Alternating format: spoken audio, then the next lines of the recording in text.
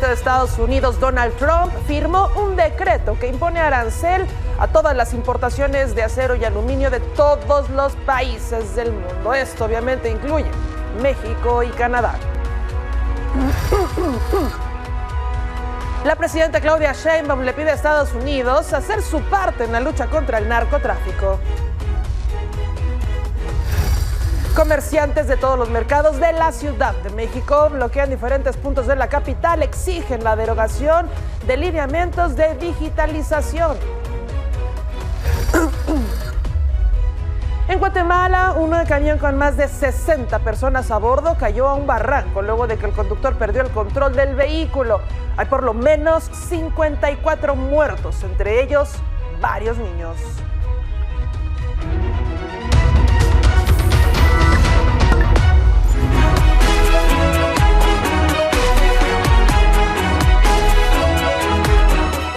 ¿Qué tal? ¿Cómo está? Muy buenas noches. Me da muchísimo gusto saludarlo. Mi nombre es Liliana Sosa y lo invito para que se quede los próximos minutos. Tenemos mucha información. Arrancamos con algo que ha simbrado sin duda alguna al mundo, este tema de la relación entre México y Estados Unidos.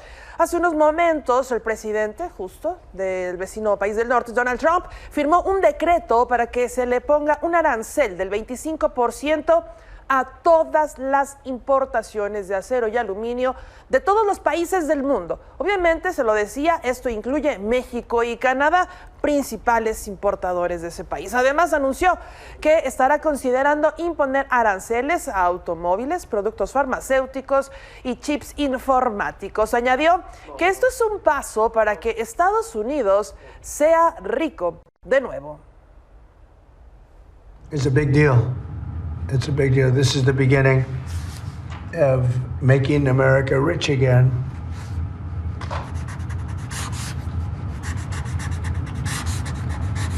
Mr. Secretary, do you have anything to say? As you know, Howard is Secretary of Commerce, doing a fantastic job. Protecting our steel and aluminum industries is a must, and today I'm simplifying our tariffs on steel and aluminum so that everyone can understand exactly what it means. It's 25% without exceptions or exemptions, and that's all countries, no matter where it comes from, all countries. If made in the United States, however, United States of America, there is no tariff, zero. So if it's made in the United States, there is no tariff. All you have to do is make it in the United States. We don't need it from another country.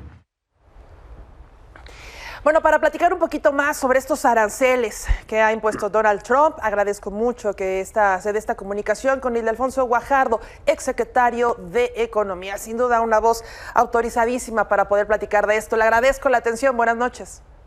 Hola Liliana, buenas noches. Qué gusto saludarte. Muchas gracias. Pues, ¿por dónde empezar? Este tema, lo que todo el mundo habla de esta guerra económica, estos alcances que puede tener principalmente para nuestro país esta imposición del arancel. Mira, Liliana, la verdad es que esta película ya la vimos. Recordarás que en un momento el presidente Trump, en el último año de la administración que me tocó ser secretario, en el mes de mayo, al principio nos habían excluido a los países que teníamos tratado de libre comercio con Estados Unidos. Pero en mayo, en una reunión ministerial, Lighthizer, el negociador de Trump, de la primera administración, me dice, me intenta imponer un acuerdo automotriz en el tratado, a lo cual me niego, endurezco la pierna. Y dice, bueno, pues entonces acepta las consecuencias, voy a quitar la excepción sobre México y sobre Canadá y van a pagar 25% de arancel. Mi respuesta fue, pues haz lo que tengas que hacer, yo haré lo que yo tenga que hacer. Y lo que de inmediatamente hicimos, porque pues, era violatorio el no darnos una salvaguarda, o sea, ellos pueden hacer lo que quieran con países que no tengan acuerdos, pero con nosotros tengan acuerdo. Yo respondí, y no respondí en acero, respondí en productos sensibles en distritos republicanos, por el mismo monto del daño. Eso lo hicimos utilizando al NAFTA, el primer acuerdo, al TLC de América del Norte, y este acuerdo TEMEC también teníamos una cláusula exactamente igual. ¿Y qué fue lo que pasó? Empezaron a las llamadas de reclamo de diputados y senadores republicanos porque estaba afectando a sus electores y ya querían sentarse a la mesa para resolver el tema. Lamentablemente, o sea, se vino resolviendo después en un acuerdo que hicieron con el señor Seade, el representante en esos temas de López Obrador, y aceptó de manera innecesaria un acuerdo terrible, donde se compromete que en el futuro cualquier tipo de pleito tendremos que responder con acero, lo cual pues, le quita toda la estrategia a la respuesta. Híjole, justo también iba encaminado un poco para allá de lo que mencionaba hace unos instantes, o sea, el TEMEC, ¿dónde queda al final del día? El señor lo está agarrando y poniendo un poco ahí en la basura. ¿Cómo queda y cómo se responde hoy en la actualidad bajo la realidad política que vivimos nosotros?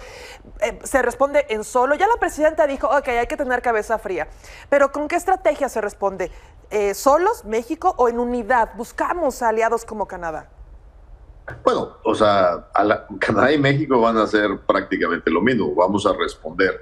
Y yo sería de la idea que pusiéramos a los abogados de Comercio Internacional de la Secretaría de Economía a analizar lo que firmó lamentablemente SEADE, porque no necesariamente está protegido en el acuerdo.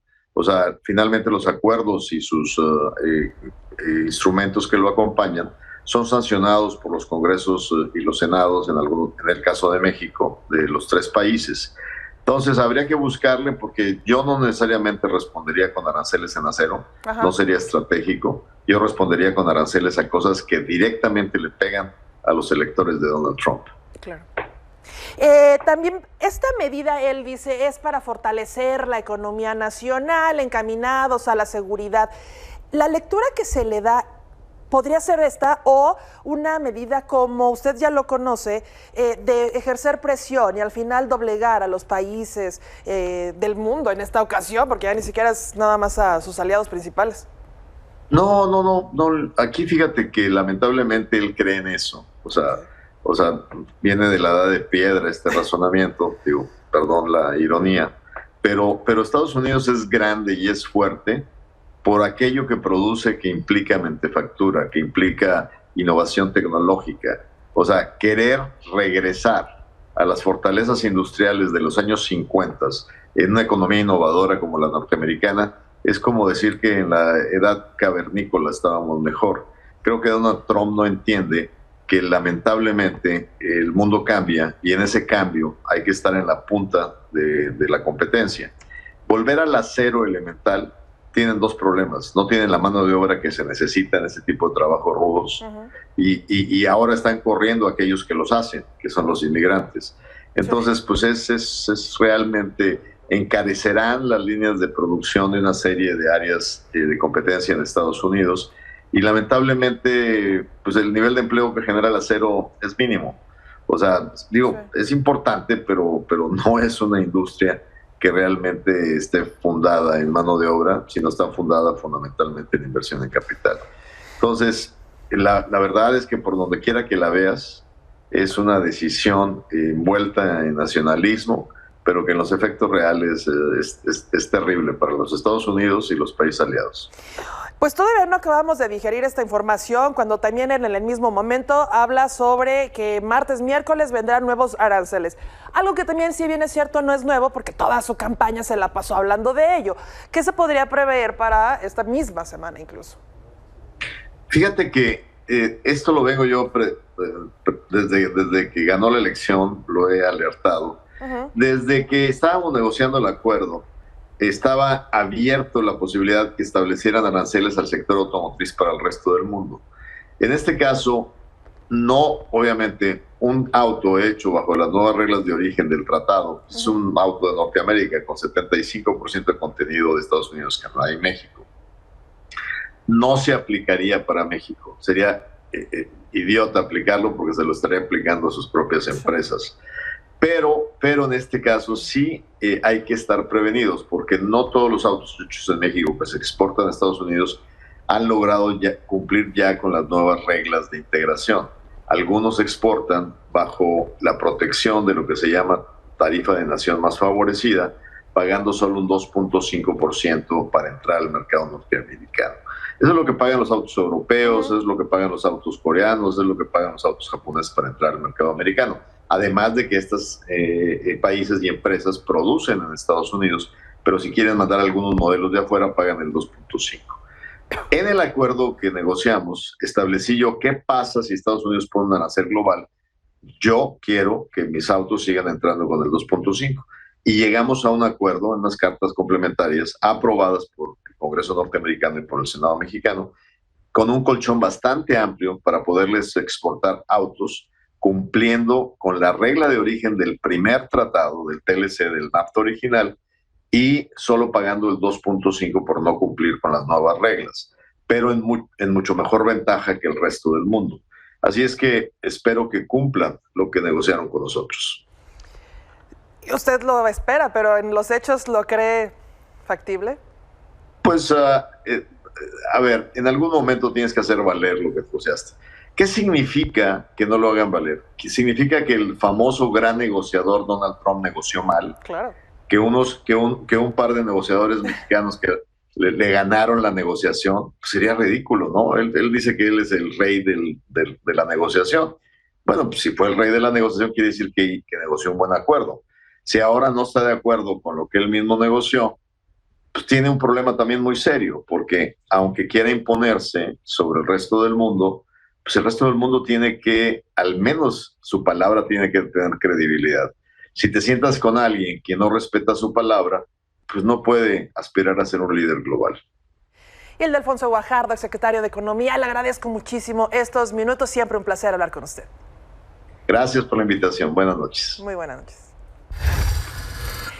Mientras que la presidenta Claudia Sheinbaum refrendó el llamado que le mencionábamos a tener la cabeza fría ante las amenazas, ante este anuncio de Donald Trump. Lo mencionábamos, escuchémosla. Nos enteramos igual por la publicación del día de ayer. Pues vamos a esperar, es como digo ahí, cabeza fría en esto. Vamos a esperar a ver si anuncia hoy algo y a partir de allí pues tomaremos nuestras definiciones.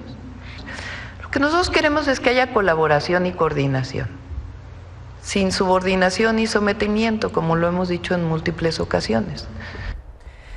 Bueno, y en más temas de los aranceles, la calificadora Fitch Ratings advirtió que México enfrenta riesgos de recesión económica y una posible degradación en su calificación crediticia debido pues, a esta amenaza de los aranceles por parte del presidente de Estados Unidos, Donald Trump. La agencia señaló que en caso de implementarse, los aranceles se reducirán la competitividad de las exportaciones mexicanas y afectará a sectores claves como la manufactura y la industria automotriz, pilares fundamentales del Producto Interno Bruto. Pocas veces sale Carlos Slim. El día de hoy llamó a una conferencia de prensa en la que anunció que los aranceles no son la solución a los problemas de Estados Unidos. Estados Unidos tiene que buscar qué cosas puede proteger, qué cosas puede producir y qué cosas no puede producir. Y bueno, cuando las soluciones sean los aranceles, pues no funcionan. Le sube la inflación y eso le trae lo que yo decía hace un rato, tasas de interés, y la tasa de interés ya no baja. Yo creo que él está planteando bajar las tasas de interés, pero esos aranceles yo creo que no resuelven los problemas. Justo, vamos a hablar de negocios el día de hoy sobre cómo es que Canadá será el país más afectado por los aranceles al acero y al aluminio. Ana Karina Mortoinés, ¿qué nos dices sobre esto? Una bomba a nivel internacional, obviamente, los países más afectados, México y Canadá. Adelante. ¿Qué tal, Lili? Muy buenas noches. Te saludo con muchísimo gusto y la verdad es que con esta noticia desafortunada de que no se quedó solo en una amenaza. Desde ayer Donald Trump había adelantado esta decisión que tenía de imponer aranceles al acero y al aluminio y ya sucedió el día de hoy, ya se firmó el decreto para estas tarifas, para estos impuestos y bien lo mencionas. Si bien estos aranceles van a aplicarse a todo el mundo, es decir, a todos los países que le vendan acero y aluminio a Estados Unidos, el más afectado será Canadá. Y hay que poner en contexto, porque estos aranceles no son la primera vez que se ponen. Durante su primer mandato, Donald Trump ya había impuesto un arancel de 25% al acero y de 10% al aluminio, que después el expresidente Joe Biden levantó esta medida. De acuerdo con Statista, en los primeros 11 meses de 2024, Canadá representó 79% de las importaciones de aluminio primario de Estados Unidos y 23% de los envíos de acero. Además, en 2023, 90% de las ventas que realizó Canadá de ambos materiales se dirigieron justo a la Unión Americana. De acuerdo con el ministro de Innovación, Ciencia e Industria de Canadá, François-Philippe Champagne, el acero y el aluminio canadienses respaldan industrias estadounidenses que son clave para los sectores como la defensa, la construcción naval, la automotriz y el aeroespacial. En el caso de México, se encuentra como el tercer país que más envía estos productos, sobre todo el acero, hacia Estados Unidos, por lo que la Cámara Nacional de la Industria del Hierro y el Acero indicó que entre 2015 y 2023 el comercio bilateral de productos terminados de acero reflejó un superávit anual promedio de 1.2 millones de toneladas a favor de Estados Unidos, es decir que México le vendió más acero del que le compró a Estados Unidos. A octubre del año pasado, Estados Unidos registró un superávit en el comercio con México que aumentó a 2.4 millones de toneladas, que representa 4.1 millones de dólares. Por otro lado, la Cámara Nacional de la Industria del Aluminio informó que al cierre de 2024 superaron los 2.000 millones de dólares, lo que representa 78.4% de las exportaciones totales del metal. México registró un déficit en la balanza comercial de aluminio en 2024 de 6.543 millones de dólares, o sea que compró más de lo que vendió. Los analistas aseguran que esta medida impuesta por el gobierno estadounidense pondrá en riesgo la estabilidad del comercio regional, afectará la competitividad de las empresas en el mercado internacional, es decir, no solo México, ya hablábamos de que son para todos los países, sobre todo Canadá, y que además también pues puede generar problemas en las industrias claves estadounidenses, tan solo como la seguridad, la industria naval, que pueden ser muy importantes para el país norteamericano y que también pueden generar, como ya lo han dicho desde que Donald Trump tomó posesión en el cargo como presidente de Estados Unidos, es que puede generar una guerra comercial. De hecho, ya lo comentaba Carlos Slim, junto con otros analistas, los aranceles al parecer no son realmente la medida que puede mejorar el comercio que hay entre las naciones, sí. Pero vamos a ver cómo se desarrollan estos aranceles, Lili. Sí, esta guerra comercial de la que todo el mundo está hablando, y vamos a ver todavía, él dice que habrá sorpresas martes, miércoles, o sea, lo decía hace rato, ¿no? O sea, todavía no digerimos esta noticia cuando ya estamos esperando, pues, a ver qué más sorpresas nos trae, ya sea mañana mismo o el miércoles a más tardar. Ana Karina, yo te agradezco muchísimo, como siempre, esta información. Muchas gracias, Lili, muy buenas noches. Buenas noches. La seguridad es otro tema que sin duda alguna ha marcado la agenda bilateral entre México y Estados Unidos. En este contexto, la presidenta Claudia Sheinbaum le pidió al gobierno norteamericano que haga de su parte, haga lo que le toca en la lucha contra el narcotráfico. Pero no se puede explicar, y ahí no lo digo yo, es muchísimos textos de muchísimos especialistas. Por eso nosotros decimos, Estados Unidos tiene que hacer su parte en Estados Unidos para atender el asunto de salud pública, de consumo de droga, y también atender la distribución de las drogas en su territorio y la coordinación que debamos tener. Bueno, y otra discusión totalmente bizantina que se ha dado entre México y Estados Unidos es el dichoso cambio de nombre al Golfo de México. Un día después de que el presidente de Estados Unidos, Donald Trump, firmara un decreto para este cambio, obviamente Google adoptó el cambio de manera inmediata y aparece como Golfo de América. Sin embargo, ojo, porque este cambio, se anda usted muy preocupado, solo aplica en Estados Unidos, ya que si usted lo busca aquí en nuestro país, seguirá apareciendo como Golfo de México. Discusión bizantina de sobremesa, pero ahí tiene usted el dato. En temas importantes también, pues vámonos a los temas migratorios. El canciller Juan Ramón de la Fuente aseguró que el número de deportados de Estados Unidos a México se ha mantenido como en años anteriores. Sin embargo, estimó que en los próximos días este número, ojo, va a ir creciendo paulatinamente. También negó que los deportados lleguen esposados a nuestro país. You announced tariffs on Canada and Mexico. You immediately got action from both of them on border security and drug interdiction. I did. A lot of action that nobody expected. Is that good enough? No, it's not good enough. So more needed in 30 days. Something has to happen. It's not sustainable, and I'm changing it. Bueno, ya lo escuchó la cadena NBC News, informó que el presidente de Estados Unidos, Donald Trump, se encuentra frustrado debido a que no están deportando a más personas de las que actualmente se están haciendo. Esta molestia ya se la hizo saber a su zar de la frontera, Tom Homan, la secretaria de Seguridad, Kristi Noem, entre otros funcionarios que tienen que ver con este tema. Además, en entrevista con la cadena Fox News, Trump aseguró que ni México ni Canadá han hecho lo suficiente para detener la migración ilegal.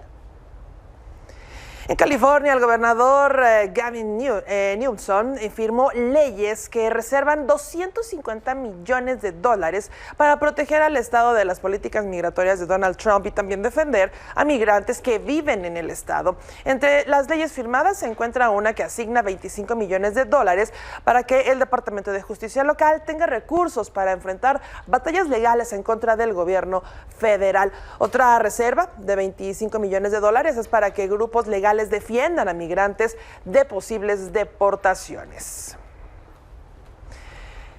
En más de estos temas, el juez federal Kenneth González de Nuevo México concedió una orden de restricción preventiva para evitar que el gobierno de Estados Unidos envíe a 3 migrantes venezolanos a la base naval de Guantánamo. Los abogados de estos hombres solicitaron esta orden debido a que la incertidumbre que el propio gobierno de los Estados Unidos ha provocado sobre la disponibilidad de un proceso legal mientras estén en este centro de detención. Sin embargo, el juez aclaró que se trata de una medida, dice, temporal. Las detenciones por parte del ICE han aumentado de 300 a más de 1,000 migrantes bajo la administración de Trump. Gardenia Mendoza, ¿qué más nos puedes decir al respecto sobre este tema que sin duda alguna nos tiene también entre lo comercial y lo migratorio pendientes? ¿Cómo estás? Buenas tardes. Pues hemos revisado las estadísticas que se han dado en los últimos días a través del Departamento de Seguridad Nacional y descubrimos que al día más o menos se está duplicando el número que regularmente se hacía de detenciones con Joe Biden. Estamos hablando que en el año pasado, que cerró, ellos lo miden por año fiscal, cerró con 312 más o menos detenciones diarias y para este año pasó a alrededor de 584, que es casi el doble. Y la meta de Donald Trump es que se llegue a 1,000. Ahí hay un peloteo un poco raro entre quién lleva las cifras. Regularmente las lleva ICE, sí, pero ahora lo está llevando el Departamento de Seguridad Nacional. Habría que ver qué está pasando ahí. Siempre cuando esto ocurre hay como algunas divisiones sobre quién lleva la batuta porque están participando varias agencias, ¿no? en todo esto. De hecho es un poco confuso. De pronto hay un área dentro de ICE que se llama, se escribe en español con las siglas ERO, y más o menos son los encargados de todas las deportaciones, los que llevan esa contabilidad, van vestidos de militares regularmente, pues dice nada más police al frente, algunas veces dice ERO en la parte de atrás y regularmente ellos no participaban con esos uniformes. Entonces hay un mensaje un poco de intimidatorio, se lleva una contabilidad de los crímenes que están llevando los crímenes que cometen estos migrantes para ser deportados, pero están como sacados con pinzas cada caso, ¿no? O sea, no hay una estadística de exactamente cuántos de estas detenciones son efectivamente criminales, porque también se ha documentado, como también aquí lo hemos dicho en este espacio, de que los agarran de paso, o sea, de pronto los ven con pinta de migrante y los detienen. Nos compartieron un par de videos muy interesantes que me gustaría presentarlos porque son en 2 momentos en la ciudad de Denver, en la cual pues llegan y los policías de una manera un poco grotesca, complicada. ¿Qué es este, no? Uno de los que nos mencionas. Sí, ese es la camioneta que no se sabe muy bien en qué momento estaban siendo detenidos y por qué. O sea, no eran una casa. ¿Vemos el de Denver que mencionas? Adelante.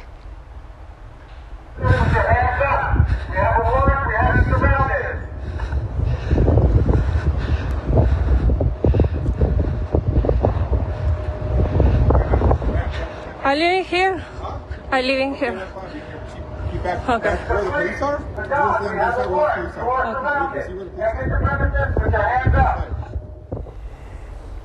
Estos son de los personajes que nos hablamos. Sí, como podemos ver, o sea, traen armas largas. O sea, no se sabe muy bien qué están haciendo porque pues los vecinos de pronto están a un lado. En otro video aparece una chica con un bebé.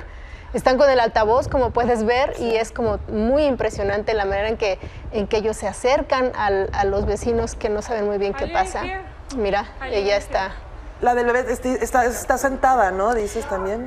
¿O no, en este video, video el chico que está sentado atrás es un adolescente que está esposado con las manos atrás, mientras uno de los agentes está con el altavoz, con el megáfono, diciendo... Pero también hay otra persona al lado. Exacto, sí. Sí, te ve jovencito, corrámoslo tantitito con cuidado, porque también obviamente pues están grabando en el momento, los nervios se dan, evidentemente. Claro, estos son un par de videos que nos compartieron aquí a Mira, Espacio justo de ahí está Milenio. lo que decíamos, ¿no? Ahí está un bebé, la persona de al lado de este adolescente, como lo mencionas, trae también ahí a un niño en brazos. Y tenemos otro video, ahí a ver está. si en justo ahí está. Sí. Tenemos otro video, a ver si en algún momento lo podemos poner también, donde la comunidad está gritando desesperada, ahí lo está viendo. Ustedes tienen derechos, improvisan pancartas, como lo podemos ver en este momento, y diciendo, no son criminales, es una mujer con una bebé. No, ustedes no hagan nada, ustedes por lo que venimos, porque les viene de parte de ellos de racismo. Eso es lo que quieren. ¡Fuera, migra! ¡Fuera! ¡Fuera! ¡Fuera! Do you have any other skills? Get out! ¡Fuera!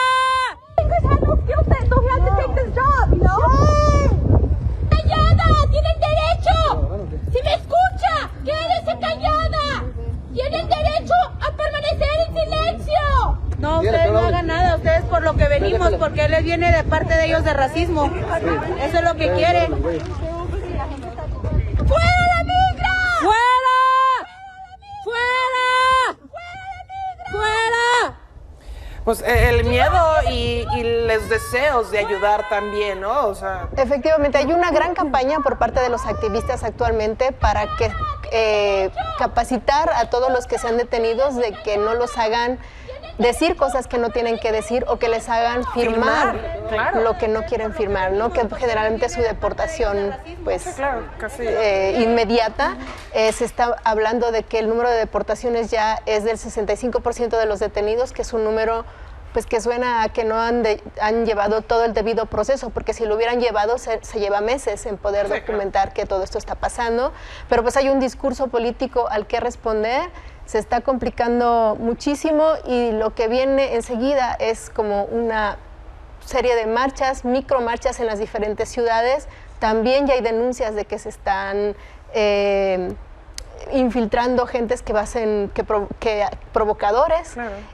Y hay una gran marcha de marchas que se presentará el 1 de mayo que pretenden pues como sacar a la luz todo lo que está pasando desde las denuncias y pues de alguna manera muchas injusticias que existen en el tema. Pues todas estas marchas también ya vimos cómo se empezaron a dar y ya vimos también que pues no, el gobierno no fue de quedarse sentado viendo cómo marchaban, ¿no? O sea, hubo una respuesta. Vamos a estar pendientes del tema, vamos a ver cómo se va desarrollando. Mencionas, importante decirlo, la marcha más importante que se prevé que sea el 1 de mayo. Así es, sí. Y están todas las organizaciones puestas para eso, además de, pues, de las denuncias que ya existen sobre este tipo de documentación, ¿no? Lugar por lugar, la misma comunidad documentando, y que eso es de un gran valor que no reconoce ICE entre sus estadísticas de a quién y con qué perfil los está deportando. Sí, claro. No, bueno, o sea, una infracción y decirle algo a un policía puede ser ya casi como que los acusen de terrorismo, justificando perfecto que los saquen del país. Exactamente. Vamos a estar pendientes. Gracias, Gardenia, por este panorama también. Difícil lo que se está observando por allá. Sí, mañana tendremos todo el reporte completo en milenio.com y en el periódico impreso. Muchísimas gracias. No se lo puede perder usted. Gardenia Mendoza con todos los detalles mañana en nuestro impreso. Vámonos a información de seguridad. Vea lo que ocurrió en Chihuahua. Ahí se emitió una alerta de búsqueda tras la desaparición de 5 adolescentes, quienes fueron vistos por última vez el sábado en un centro terapéutico. Ya hay novedades de este caso, por eso nos enlazamos contigo, Norma Ponce. Adelante. Así es, muy buenas tardes, Lili. Un gusto saludarte a ti y a todo tu auditorio. Efectivamente, se emitió una ficha de búsqueda, una alerta por parte de la Fiscalía de Chihuahua tras la desaparición de 5 menores que fueron vistos por última vez en un centro terapéutico ubicado en la colonia Mármol, al sur de la ciudad de Chihuahua, el pasado 8 de febrero, este fin de semana. Comentarte que ya hay actualización del caso y es que 3 de ellos fueron localizados. Se trata de Alejandro Villagrán López, de 14 años, también Adolfo Villalobos Ramírez, de 16, y Jesús Manuel Cruz, de 14 años. Únicamente continúan las pesquisas de los jóvenes Jorge Bernardino Batista y Víctor Paulino Chapulino, ambos de 14 años, quienes vestían un conjunto deportivo negro con azul marino. Este centro terapéutico que brinda atención a menores con algún tipo de adicción, pues fue la última vez donde fueron vistos estos 5 menores. Ya se localizan a 3, hace algunos minutos lo da a conocer la Fiscalía de Chihuahua, y continúa la pesquisa de estos 2 menores de 14 años aquí en la capital de Chihuahua. Muy importante que la ciudadanía, si llega a conocer su paradero, pues se comunique a los números de emergencia de búsqueda al 911 para dar mayor información y que estos menores puedan ser localizados y que no vayan a ser víctimas de algún delito. Lili, esta es la información que te tengo hasta el momento en materia de seguridad aquí en el estado de Chihuahua. Norma, rapidísimo nada más, recuérdame el nombre de quienes están desaparecidos todavía. Ok, uno de ellos es Víctor Paulino Chapulino, de 14 años. Él vestía un conjunto deportivo color negro, y también Jorge Bernardino Batista, de 14 años. Ellos son de tez morena, son jóvenes, ahí están las pesquisas, así que cualquier dato puede ser importante. Lo más importante pues es salvaguardar su integridad, Lili. Sí, sin duda alguna, una buena noticia que hayan aparecido estos 3 muchachos, y a ver qué es lo que pudieran decir que permita también pues la localización de los otros 2 que restan. Norma, gracias por el reporte. Gracias a ti, muy buenas tardes. Vámonos aquí a la Ciudad de México, porque esta madrugada una balacera en el pueblo de San Miguel Mixquic, en Tláhuac, dejó a 5 personas muertas y una más lesionada. Las víctimas son 3 hombres y 2 mujeres, mientras que el herido es un joven de 20 años de edad, quien ya fue ingresado a un hospital. Según el relato del joven lesionado, varios sujetos descendieron de una camioneta blanca y comenzaron a disparar contra él y las otras 5 personas. Al lugar llegaron elementos de la policía capitalina y ya analizan los videos del C5 para identificar a los responsables. En el Estado de México, el sábado fue detenido en Valle de Bravo Pedro Luis N. ¿Quién es él? Él es expresidente municipal de Santo Tomás de los Plátanos, quien usted lo recordará perfectamente. Él se fugó en noviembre cuando yo en plena toma de protesta en el cargo. Como parte de la operación Enjambre, se le cumplimentó una de las 4 órdenes de aprehensión en su contra por secuestro y extorsión. El día de hoy, en una audiencia, se le dictó prisión preventiva justificada por extorsión. Pedro Luis N. fue acusado de haber ordenado a 3 supuestos miembros del crimen del cártel Corrijo de la familia michoacana que privaran de la libertad al suegro de una candidata a la alcaldía en mayo del 2024. Un juez le dio un plazo de 144 horas para determinar si es vinculado a proceso o no. Decidimos ampliar ese plazo constitucional, que es un derecho que le asiste, a 144 horas para poder analizar la carpeta, y escuchamos la imputación, los datos de prueba o antecedentes de investigación con los cuales se le pretende atribuir esa conducta y la probable participación, y pues tendremos que regresar el día jueves a las 14:30 horas y valoraremos si vamos a incorporar algunos datos de prueba o ofertar unos medios de prueba para desahogarlos. Un caso que ha indignado sin duda alguna es el de Mateo, un niño de 12 años de edad que desapareció el 4 de febrero y fue encontrado muerto días después. El niño habría sido asesinado por un médico que tenía un consultorio muy cerca de su casa en León, Guanajuato, y quien ya fue detenido.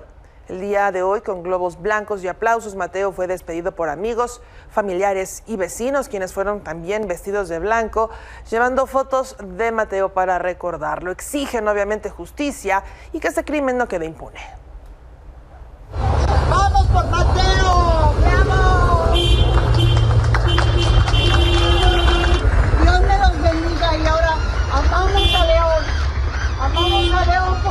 es grande y encontramos a mi Mateo.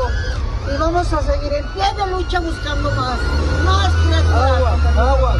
Si mi Mateo encontró 18, vamos a encontrar más. Es todo lo que les puedo decir. Respeto y abrazo a mi familia, por favor. Gracias. Mientras tanto, el médico Cristian Jafeteni, acusado del asesinato de Mateo, fue intervenido quirúrgicamente esta mañana luego de que al ser detenido intentó quitarse la vida disparándose en 2 ocasiones en la cabeza. Este hombre de 34 años fue ingresado de emergencia al Hospital General de León el viernes y tras la cirugía ya fue trasladado a cama. El secretario de Salud de Guanajuato, Gabriel Cortés, se negó a dar detalles sobre el acusado, sobre el estado de salud, argumentando respeto al proceso legal. Vámonos ahora a Nuevo León, donde el caso de 2 niñas que fueron encontradas muertas al interior de un departamento de San Pedro Garza García, obviamente ha causado conmoción en todo el estado, en todo el país. Hoy se tienen más detalles de lo ocurrido. Nos enlazamos con nuestra corresponsal Maite Villasana. Adelante, Maite, buenas noches. Gracias, Liliana, muy buenas noches, te saludo con gusto, aunque con esta noticia trágica que se registró durante el fin de semana en un sector exclusivo ubicado en el municipio de San Pedro Garza García, Nuevo León, y que sin duda ha conmocionado y ahí mantiene a las autoridades abocadas para dar respuesta a la sociedad en general, no únicamente a sus familiares. Se trata precisamente de 2 pequeñitas que fueron reportadas sin vida durante la mañana del día de ayer domingo, un reporte que se registró alrededor de las 10 de la mañana sobre la avenida Ricardo Margain, en un edificio de departamentos ubicado en la colonia Valle del Campestre. Las menores de 2 y 4 años de edad presuntamente habrían resultado intoxicadas y al llegar a un hospital privado también de la localidad ya no contaban con signos de vida. Una tía de las menores relató a las autoridades ministeriales que las niñas estaban bajo su cuidado, ellas durmieron por la noche del sábado, fueron a cenar, posteriormente ingresaron a su habitación, pero desafortunadamente durante el transcurso de la mañana del domingo ya estaban inconscientes. Se fueron trasladadas, las fueron llevadas hacia un hospital, les realizaron por supuesto las maniobras correspondientes, pero desafortunadamente estas pequeñitas ya no contaban con signos vitales. Agentes ministeriales, incluso a esta hora de la noche, informarles que aún se mantienen en este lugar, en esta zona de departamentos. Una fuente ha mencionado que realizaron una exploración a los cuerpos de estas pequeñitas, no se observaron signos o huellas de violencia, ya se realizó incluso, Liliana, la autopsia que marca la ley, pero las autoridades han insistido en que van a continuar con algunos estudios, entre ellos toxicológicos, para determinar específicamente la causa de muerte de estas niñas. Agentes ministeriales han recolectado diversas evidencias en esta serie de cateos que se han llevado a cabo durante este fin de semana, incluso el día de hoy, también analizando, por ejemplo, algunas sábanas, ropa de las menores y algunos líquidos de los que no se ha informado a qué corresponden. Únicamente se ha señalado que fueron líquidos que se encontraron en este departamento y que mantienen las autoridades. De este caso también ya ha hablado el vicefiscal del Ministerio Público de Nuevo León, Luis Enrique Orozco, quien ha señalado precisamente que ya concluyó esta autopsia que marca la ley y que se van a solicitar más estudios para determinar las causas del fallecimiento. Si te parece, vamos a escuchar parte de estas declaraciones. La autopsia ya se practicó, se estuvo practicando con bastante cuidado y pulcritud durante la noche. La tarde del día de ayer, la noche incluso, se ordenó la práctica de algunos dictámenes especializados por parte de personal ajeno a la Fiscalía General de Justicia. Hay algunas especialidades recomendadas por el médico legista que no forman parte del catálogo de servicios que da la institución. Están esos dictámenes en proceso. Se pretende saber cuál fue el mecanismo por el cual ellas perdieron la vida, lo cual evidentemente lamentamos. Pues vamos a estar pendientes, Maite, de los resultados que arrojen las diferentes investigaciones que dice la autoridad que todavía les hace falta. Sin duda una tragedia la que ha ocurrido. Vamos a estar al tanto. Maite, por lo pronto, gracias. Gracias, buenas noches. Buenas noches. Oye, en Baja California, 2 cantantes de narcocorridos fueron víctimas de un atentado cuando tocaban en el bar llamado Santo Pecado, lo que derivó en que una escolta perdiera la vida y 2 personas más resultaran heridas. La víctima fue identificada como Abel Torres, escolta del cantante César Román y capitán en retiro de la Secretaría de la Defensa. Los heridos son un asistente al concierto de 26 años de edad, originario de Sinaloa, y David S., de 29 años, baterista del grupo Fuerza Aérea, que acompaña justo a el cantante César Román.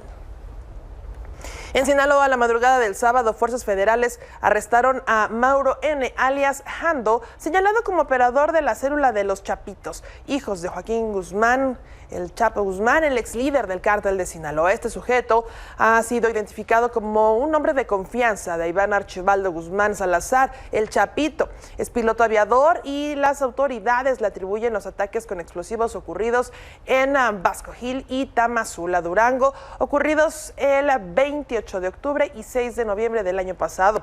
También se señala que fue encargado de enviar al menos un grupo de hombres armados para intentar rescatar a Ovidio Guzmán tras su arresto en Jesús María, Culiacán, el 5 de enero del 2023. En otras cosas, en la Ciudad de México, comerciantes de todos los mercados públicos salieron a las calles en contra de los lineamientos para la operación y funcionamiento de los mercados públicos, pues exigen su derogación.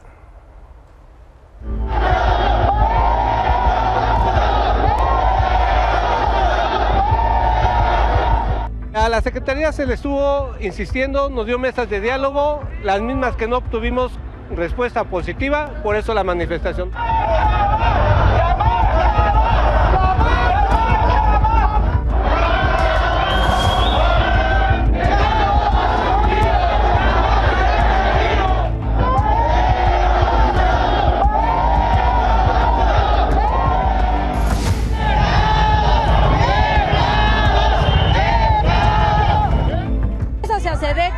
Y pedimos que se deroguen los lineamientos para empezar como debe de ser.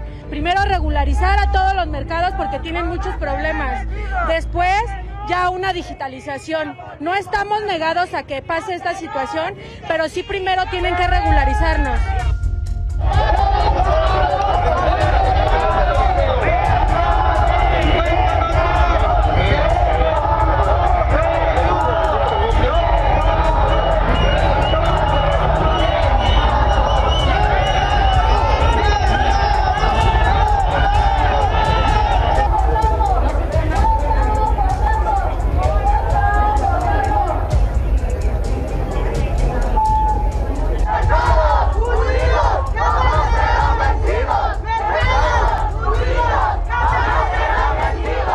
Policía trata de abrir y cortar la reja, pero sencillamente no lo permiten.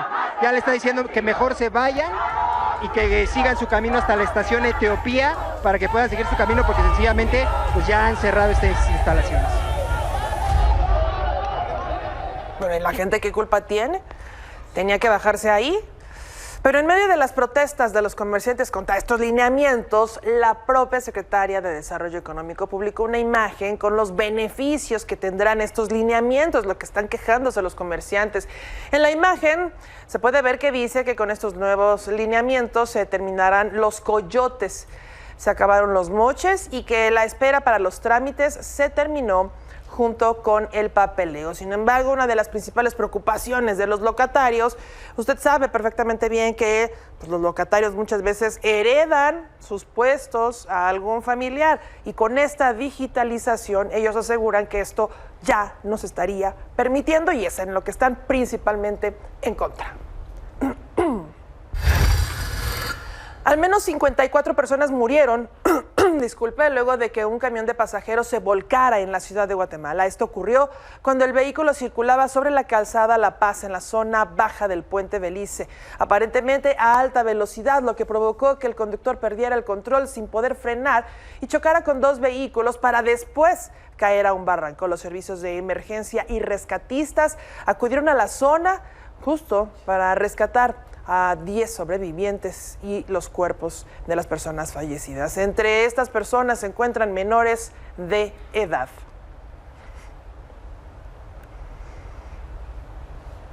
Ante este incidente, Bernardo Arévalo, presidente de Guatemala, declaró luto nacional y mandó su solidaridad a la familia de las víctimas. Hoy es un día difícil para la familia guatemalteca. La tragedia del puente de Belice es un dolor nacional que lamento a título personal y lamentamos como gobierno de la República. Nos solidarizamos con las familias de las víctimas de esta tragedia que hoy amanecen con una noticia que los desgarra a ellos como familias, pero nos desgarra a nosotros como nación. He decidido decretar luto nacional.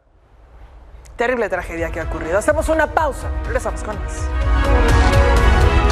Vámonos a temas de política porque la presidenta Claudia Sheinbaum expresó su reconocimiento a la labor de las Fuerzas Armadas durante la ceremonia del 110 aniversario de la Fuerza Aérea Mexicana. El evento conmemorativo contó con la presencia de altos mandos de la Secretaría de la Defensa, así como de funcionarios del gobierno federal y estatal. Durante la ceremonia, la mandataria destacó el papel fundamental de la Fuerza Aérea en la seguridad nacional y la construcción de proyectos estratégicos para el país.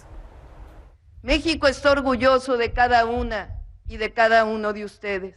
Me siento orgullosa de caminar y de volar junto a ustedes. Sé que juntas y juntos vamos a cumplir, a heredar a nuestros hijos y a nuestros nietos un país en paz, libre, independiente, soberano, democrático y cada día más justo. Larga vida a la Fuerza Aérea Mexicana. Larga vida a las Fuerzas Armadas de México. ¡Viva la soberanía nacional! ¡Viva México! Hacemos una pausa, regresamos con más.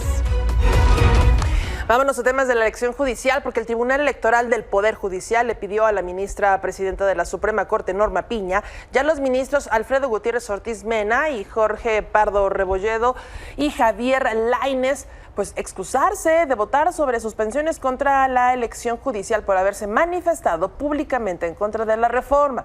Además, la magistrada presidenta del tribunal, Mónica Soto, junto con los magistrados Felipe Fuentes y Felipe de la Mata, se lanzaron en contra del proyecto del ministro Alfredo Gutiérrez Mena Ortiz, respondiendo a las críticas que escribió sobre la controversia entre los jueces de amparo y el Tribunal Electoral. Esperaría que no sea el proyecto del ministro, que no sea el proyecto oficial, porque el documento que por ahí nos compartieron en medios de comunicación, pues es un documento, es un proyecto de sentencia que francamente me parece que no está ad hoc a lo que son los proyectos, ni guarda los protocolos de los proyectos de la Suprema Corte de Justicia de la Nación. Porque todo el principio, no sé, las primeras 10, 15 hojas, pues es una serie de descalificaciones, ya aquí lo ha dicho, no solo críticas, sino una suma de descalificaciones y de lamentos en donde se acusa al Tribunal Electoral de haberse excedido en sus facultades. Jueces federales rechazaron el proyecto del ministro Ortiz Mena, que busca anular la suspensión contra la reforma judicial, acusándolo de ordenar encubiertamente a los jueces acatar la jurisprudencia de la Corte en 24 horas. El colectivo Artículo 41, integrado por más de 1,500 juzgadores, calificó su exhorto como llamadas a misa. La Suprema Corte de Justicia de la Nación aplazó la discusión de este proyecto, que necesita 6 votos para aprobarse. El proyecto propone ordenar a los jueces que en el plazo de 24 horas revisen sus decisiones y la ajusten a esa jurisprudencia. Allí pretendidamente con prudencia dice el proyecto que con libertad de decisión hagan lo que tengan que hacer. Pues si están diciendo que la jurisprudencia les obliga y que ya la habían dicho y que tienen que seguirla, decir que con libertad de decisión ya es un eufemismo, es una orden encubierta para que cambien su decisión y dejen sin materia las suspensiones que han otorgado en estos juicios de amparo. Hacemos de nueva cuenta una pausa, pero regresamos ya listos con Mini Taide y toda la información deportiva.